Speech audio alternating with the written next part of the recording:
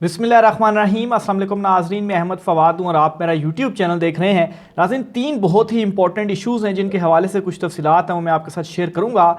सबसे पहले तो ये कि शहबाज हुकूमत एक आखिरी आस लगाए बैठी थी कि जो सिक्योरिटी की साइड पर मामलात हैं, और वो बड़ा कोशिश भी कर रही थी इस हवाले से अपना बयानिया बनाने की कि मुल्क के हालात जो हैं वो इतने ख़राब हैं कि इलेक्शन नहीं हो सकते।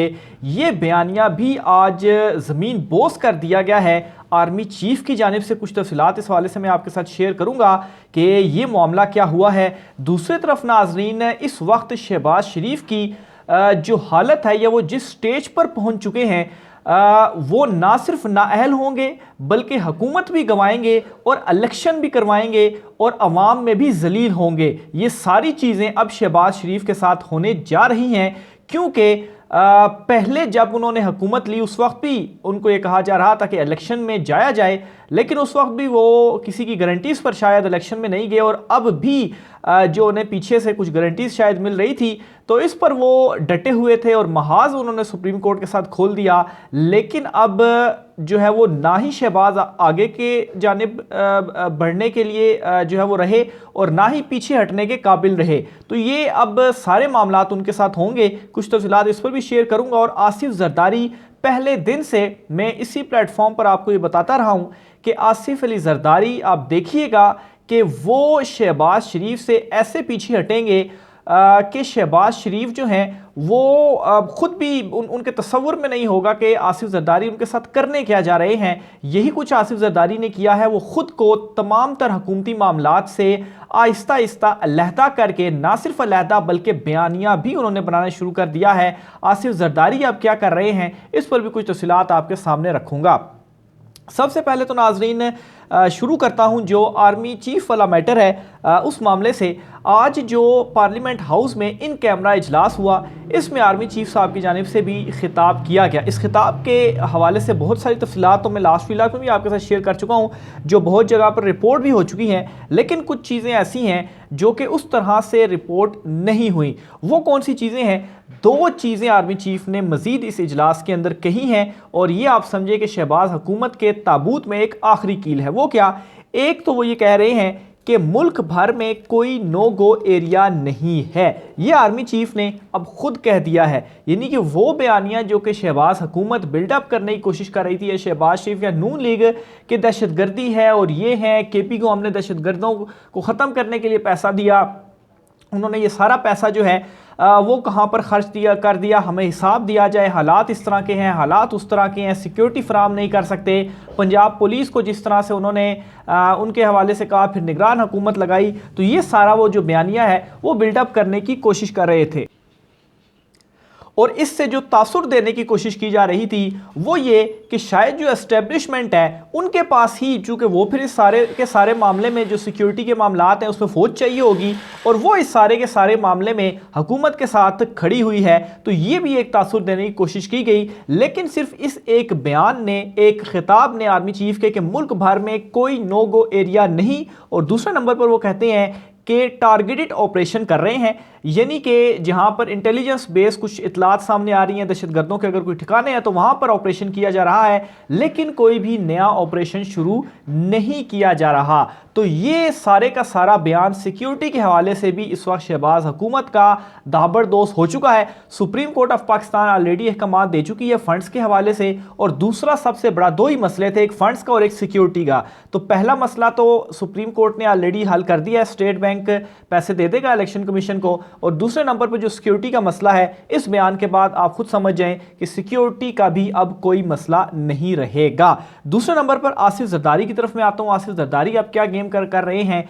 आसिफ जरदारी अब खुद को इस हुकूमत से अलहदा कर रहे हैं। एक तो उन्होंने मुज़ाकराती कमेटी बनाई है और वो कोशिश कर रहे हैं कि किसी तरह से इमरान खान साहब के साथ मुज़ाकरात हों, और जो एक फार्मूला इस वक्त डिस्कस किया जा रहा है कि जून जुलाई में अगर पूरे मुल्क में इलेक्शंस हो जाते हैं तो ठीक है, पाकिस्तान तहरीक इंसाफ थोड़ा सा आगे आ जाए, हम लोग भी सारे पीछे आ जाते हैं, तो जून जुलाई में पूरे मुल्क में जो इलेक्शंस हैं वो करवा दिए जाएं। एक तो आसिफ जरदारी ने जो मुज़ाकराती कमेटी है, 3 मेंबर्स उसमें मौजूद हैं जिसमें यूसुफ गिलानी भी मौजूद हैं, वो बना दी गई है और वो सबसे मुलाकातें करेगी, बल्कि कुछ मुलाकातें उन्होंने की भी हैं, मुज़ाकरात करेगी और इसी तरह का कोई जो फार्मूला है वो तय किया जाएगा ताकि सारी की सारी जो इस वक्त सिचुएशन बनी हुई है, एक गैर यकीनी की सूरत हाल बनी हुई है, एट द एंड बात इमरान खान की इन्होंने माननी है, या इमरान खान जो इनको कहता रहा है कि इलेक्शन ही हल है, और इमरान खान ने तो 1 साल पहले ही असम्बलियाँ तहलील करके इलेक्शन की तरफ वो चला गया था कि इलेक्शन ही हल है, लेकिन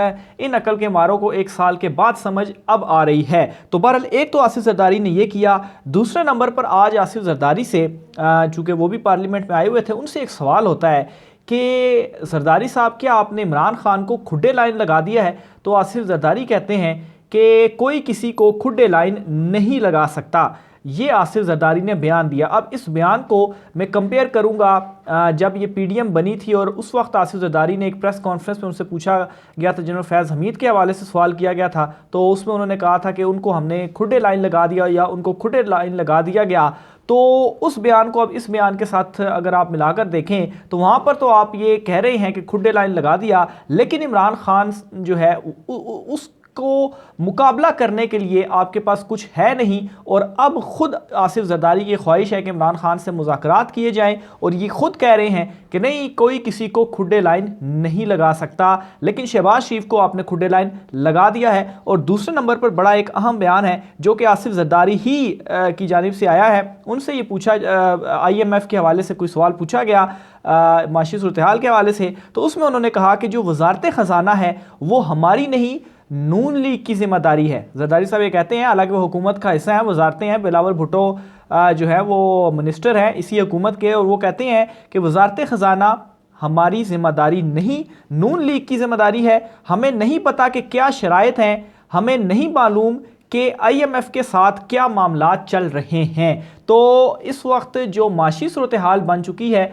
पाकिस्तान की, ये सारे का सारा मलबा उन्होंने उठाकर शहबाज शरीफ के और नून लीग के सर पर डाल दिया है। और आप देखेंगे जो इलेक्शन करीब आएंगे ये लड़ेंगे एक दूसरे के साथ उसी तरह से जिस तरह से ये माजी में लड़ते आए हैं, और सारे का सारा मलबा पीपल्स पार्टी उठाकर डाल रही है नून लीग के ऊपर। और इससे पहले सुप्रीम कोर्ट ऑफ पाकिस्तान के साथ महाज अराई में भी पीपल्स पार्टी ने ये शहबाज शरीफ को कहा है कि हम आपके साथ नहीं हैं, आपने जो करना है करें, लेकिन पीछे से उनको थोड़ा सा बैक भी कर देंगे, ठीक है आप जाएं, हम आपके साथ हैं, और असल में वो उनके साथ नहीं है, और इस तरह के बयानात भी सामने आ रहे हैं। तो मकसद यही है कि शहबाज शरीफ को तो पहले साइड पर किया जाए। तो बहरहाल ये इस वक्त आसिफ जरदारी की जानिब से जो कुछ चीज़ें हैं वो सामने आ रही हैं। आगे चलकर नाज़रीन 2 और बहुत अहम खबरें हैं। एक तो इमरान खान साहब की गिरफ्तारी के हवाले से, उस पर भी कुछ तफसीलात आपके साथ में शेयर करता चलूँ। उससे पहले नाज़रीन हुकूमती टोला फरार होने जा रहा है, यानी कि जिन जिनके ऊपर कुछ केसेस थे और फिर उसके बाद नैब तरमीम हुई, फिर वो केसेस ख़त्म हुए,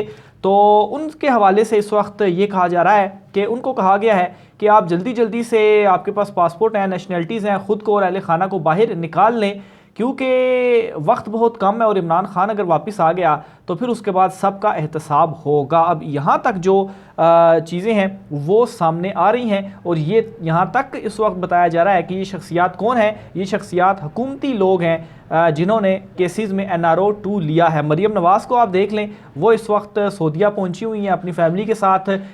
नवाज़ शरीफ जो हैं वैसे तो उनके प्लेटलेट्स नहीं गिरते, वैसे तो वो पूरी दुनिया की सैर करते रहते हैं, लेकिन सिर्फ पाकिस्तान आने के लिए उनके प्लेटलेट्स भी गिरते हैं और उनको डॉक्टर इजाज़त नहीं देते।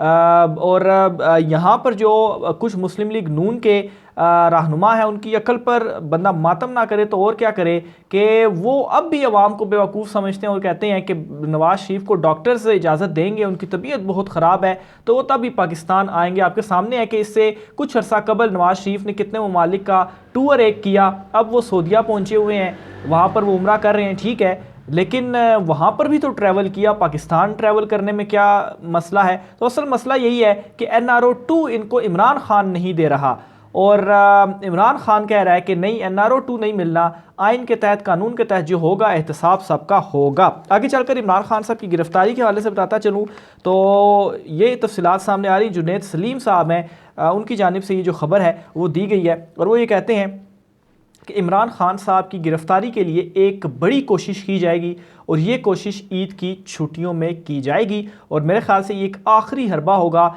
जो हुकूमत अपनाने की कोशिश करेगी, लेकिन इसमें भी आप यूँ समझ लीजिए कि शिकस्त दीवार पर लिखी हुई है हुकूमत की।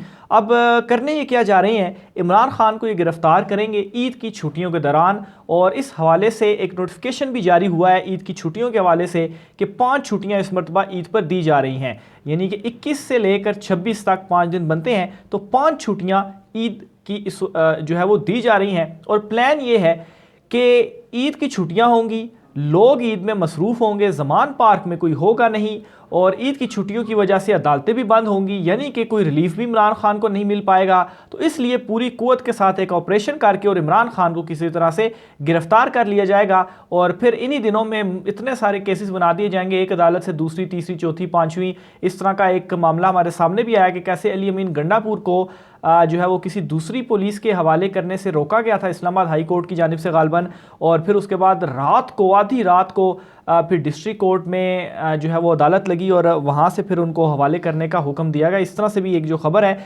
वो सामने आई है। तो बहरहाल ये इस वक्त इनका इमरान खान साहब के हवाले से जो प्लान है वो सामने आ रहा है। बहरहाल इसमें एक चीज़ याद रखें कि इस वक्त भी जो ज़मान पार्क है वो एक बाज़ार बन चुका है, और जो ईद होगा, जो इमरान खान के सपोर्टर हैं, पाकिस्तान तहरीक इंसाफ के कारकुन हैं, वो ईद मनाने के लिए ज़मान पार्क पहुंच जाएंगे। इसलिए आपने किसी गलत फहमी में नहीं रहना कि आप इमरान खान को इस तरह से गिरफ्तार जो है वो कर लेंगे। और इनकी एक और बड़ी हडरामी देखें कि किस मुकदमे में ये गिरफ्तार करेंगे, क्योंकि इमरान खान जो है वो मुसलसल अदालतों में भी, लाहौर हाई कोर्ट में भी पेश हो रहे हैं और वहाँ से जो है वो उनको हिफाजती ज़मानत भी मिल रही है। तो एक ऐसे शहर में बताया जा रहा है कि ये मुकदमा दर्ज कर लिया गया है इमरान खान के ख़िलाफ़, और उस वक्त ये सामने लेकर आया जाएगा। और वो एक ऐसा शहर होगा, ऐसा इलाका होगा जिसके हवाले से कोई 99.9% जो लोग हैं वो उसका नाम तक नहीं जानते। तो ये इस वक्त इनका जो प्लान है वो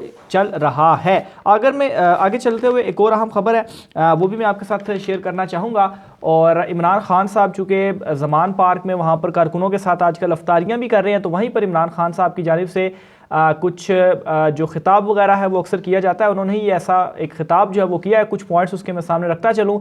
इमरान खान साहब की जानिब से कहा गया है कि ताकतवर के लिए एक कानून और कमज़ोर के लिए दूसरे को जुल्म कहते हैं। उन्होंने कहा कि चोरी और मनी लॉन्ड्रिंग करके डॉलर बाहर भेजे जाते हैं तो रुपए की कदर में कमी होती है, जिससे मुल्क में महंगाई होती है। इनके इमरान खान ने एक मरतबा फिर अपने इस बयान के ज़रिए वाज़े किया है कि किसी को NRO2 नहीं मिलने वाला। इमरान खान ने कहा कि महंगाई होने से गुर्बत बढ़ जाती है। बड़े बड़े डाकुओं ने अरबों रुपए की प्रॉपर्टी खरीद रखी है। एक पटवारी और SHO की करप्शन इतना नुकसान नहीं पहुंचाती जितनी इन लोगों की पहुंचाती है। इमरान खान साहब ने IMF से कर्ज मांगने के हवाले से भी ये कहा कि इससे कई गुना ज़्यादा मालियत के असासे पाकिस्तानियों के दुबई में हैं। नवाज शरीफ ने भी यहाँ से चोरी करके लंदन में फ्लैट खरीदे हैं। इमरान खान साहब ने भी कहा कि मैं जब मैदान में उतरता था मैं देखता था कि कोई टीम मुझे हरा नहीं सकती। 12 जमातों की PDM और इनके हैंडलर्स कहते हैं इमरान खान पर कांटा डाल दिया है। किसी भी इंसान पर कांटा अल्लाह की ज़ात डाल सकती है, कोई इंसान नहीं डाल सकता। तो ये इमरान खान साहब ने उनको जवाब भी दे दिया है। आखिर में नाज़रीन, शहबाज शरीफ की नाअहली की सूरत में अगर होती है या वो खुद ही रिज़ाइन दे देते हैं, क्योंकि बहुत सारे मामला चल रहे हैं, तो आसिफ जरदारी ने एक इंटरव्यू दिया और उसमें उन्होंने कहा है कि शहबाज शरीफ नाअहल हुआ तो सिंध के डोमिसाइल वाला वज़ीर-ए-आज़म बन सकता है। ये आसिफ जरदारी ने एक इंटरव्यू दिया, उसमें कहा है आसिफ जरदारी साहब ये कहते हैं कि सिंध के डोमिसाइल वाला भी वज़ीर-ए-आज़म क्यों नहीं बन सकता। लड़ाई सिर्फ पंजाब की है लेकिन असर अंदाज पूरे पाकिस्तान पर हो रही है। बाजवा ने मार्शल लॉ का इशारा दिया तो मैंने कहा शेर पर चढ़ना आसान, उतरना मुश्किल होता है। तो ये आसिफ जरदारी साहब की जानिब से कहा गया। मज़ीद वो कहते हैं कि मैंने बाजवा से कहा बिस्मिल्लाह करें, शेर पर चढ़ना आसान, उतरना मुश्किल है। ये खसूसी इंटरव्यू उनकी जानिब से जो है वो दिया गया और कहा गया कि अपना चीफ लाकर 2035 तक प्लान बनाकर बैठे हुए थे। हम सियासी सोच के तहत तहरीक अदम एतमाद लाए। आसिफ जरदारी ने कहा तमाम जमातें मिल बैठ कर फैसला करें, जितना जल्दी हो, एक दिन में इलेक्शन हो। कोशिश है अक्टूबर में इलेक्शन हो जाए, देखते हैं हालात क्या होते हैं। पाकिस्तान में एक दिन इलेक्शन होते हैं तो ये आईनी हक है। तो यहाँ पर भी इस इंटरव्यू में भी आसिफ जरदारी ने इलेक्शन और उन तमाम काविशों के हवाले से जो मुज़ाकराती कमेटी और अक्टूबर का ज़ाहिर सी बात है ये कह रहे हैं, लेकिन फिर यहाँ से मई का है तो दरमियान में मामला आकर तो जून जुलाई बनता है, तो कहीं ना कहीं मामला जो है वो सेटल डाउन करके तो एक दिन ही पूरे मुल्क में इंतखाबात करवाने के हवाले से भी जो कोशिशें हैं वो इस वक्त चल रही हैं। राय का सर कीजिएगा। आज के व्लॉग से इतना ही, मुझे इजाज़त दीजिए, अल्लाह हाफिज़।